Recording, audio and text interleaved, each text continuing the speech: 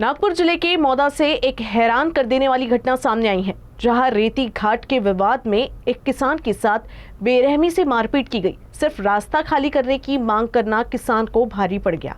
आरोप है कि घाट पर काम कर रहे मजदूरों ने दबंगई दिखाते हुए किसान की पिटाई कर दी। इस घटना के बाद इलाके में गुस्से का माहौल है।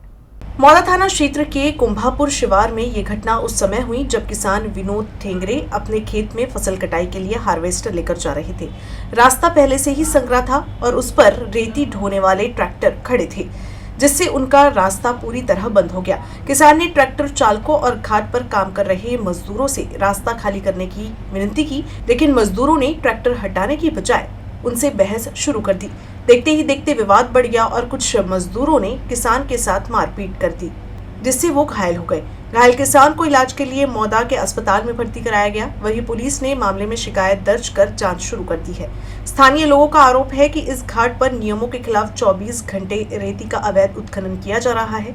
दिन में मजदूरों के जरिए काम दिखाया जाता है, जबकि रात में जेसीबी और पोकलेन मशीनों से बड़े पैमाने पर रेती निकाली जाती है। घाट पर काम करने वाले कुछ मजदूरों की दबंगई के चलते किसानों और आम नागरिकों को लगातार परेशानी का सामना करना पड़ रहा है।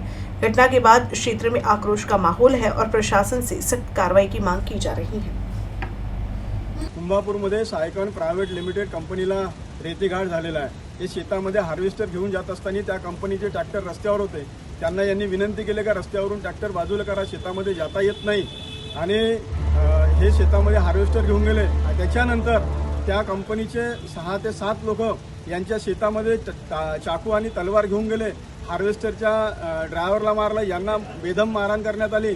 यांच्या हार्वेस्टर मालकाची बाईकची नासधूस करण्यात आली।